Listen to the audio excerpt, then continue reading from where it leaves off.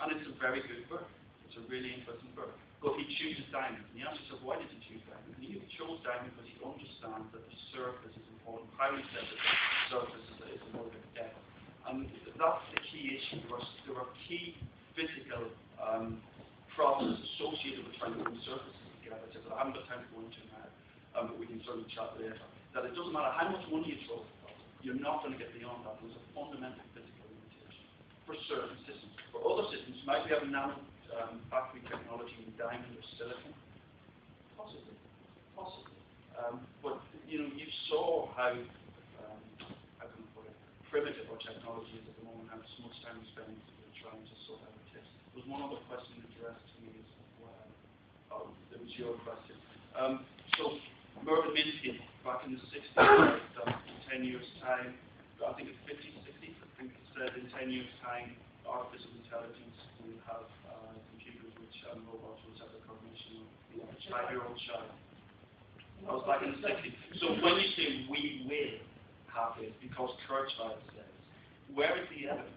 It's almost a religious, it's almost a faith. Okay. Look, I'm just going to question the topic.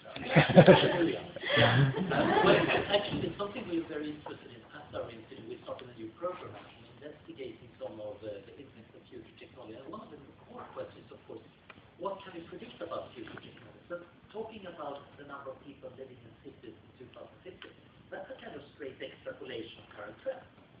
And that is a fairly robust method, except that, of course, trends can start to shift. Computers were not getting better until they started getting electronic computers in the 1940s. Morse law was horizontal, and then it turned exponential in a span of just a few years.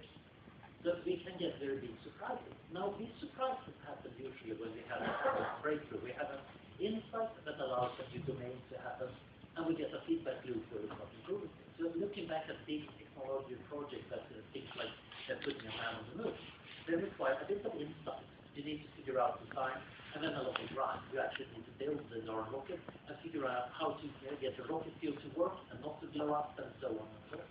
So thinking about when are we going to get the nanoassembly, that's going to depend on how many insights do we need to get. Like a brilliant insight that is possible, and another brilliant insight how to actually get the tips to behave themselves. And maybe we need 10 insights. And they are rare, and they tend to occur kind of randomly. Then we have a lot of grind. We have the kind of practical. Now, it might turn out that it's just trying to get an honest assembly, in which case throwing a lot of money at the project would probably be able to achieve. If we require insight, we can't really throw money at people and have them become geniuses. We can pay a lot of geniuses to do nice things, and then we're going to get happy geniuses. But the insight still going to be So the problem is predicting that kind of technology is always going to be uncertain. In the case of Kurzweil, he thinks he has a theory explaining it. I think it's not necessarily a good theory, but at least he's got his theory, which we might have written up on. I have my own models, for example, when I think it's a probability distribution for whole brain evolution, uploaded people. So I think with some confidence I say, that's not good for 2030. By 2050, I would personally give it a certain probability, which would be not too small. However, that's of course based on a whole bunch of assumptions. So when thinking about the future, best approach is to kind of look at, well, where do we get our assumptions from? What will they imply? And then act according to, well, the different scenarios playing out. If we have a lot of slumps in no normal machines or no slumps thanks to normal machines, what policy should I do right now that makes sense in both of these futures? Are you sure? Yeah, I mean, I would totally agree that, and I don't even think, I actually think we can improve some to a point where they're not such horrible places to live, even with low tech infrastructure. And that's what I meant when I said, it's a human right. And it's projected to be that way, but we should fight against it. And we should make new technologies available to them. And we should let the developing countries use frugal design and hacking to actually use those technologies and improve it and actually improve their lives and get access to water and sanitation and healthcare. Where we may say, 2 billion are living in slums, but they're not to that. The intelligent favela. Yes, absolutely.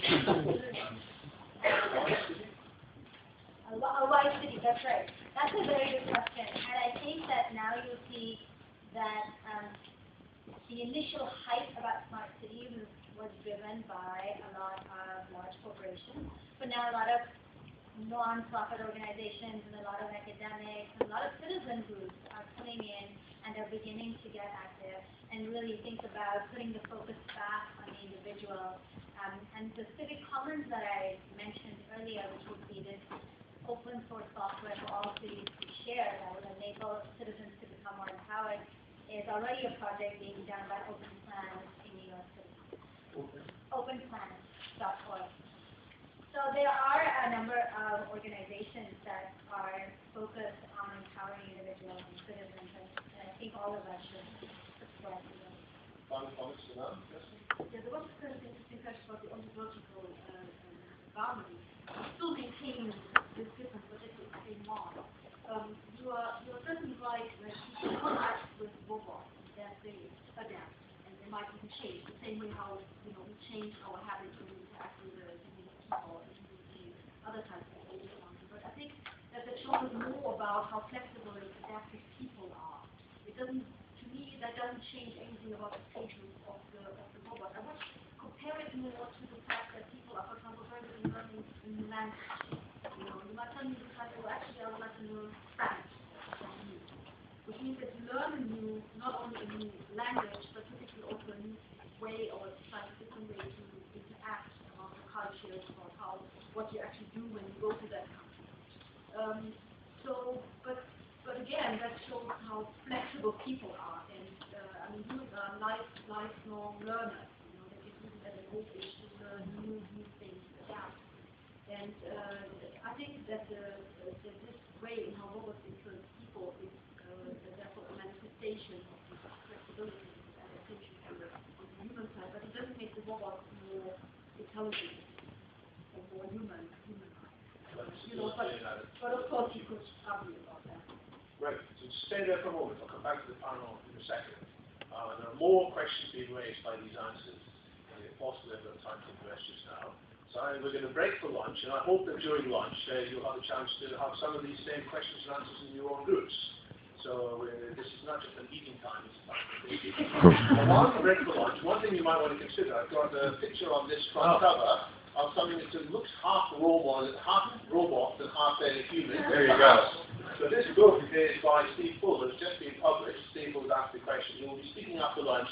There are copies of this book available at a place you might want to visit during lunchtime, because it's en route to Torrington Place in Tottenham Court Road. It's Waterstone's bookshop in Gower Street, which took half my money when I was a student. So don't spend too long in there. There are plenty of places to eat. There's a very, very crude shop there. There's a very simple food just next door or upstairs.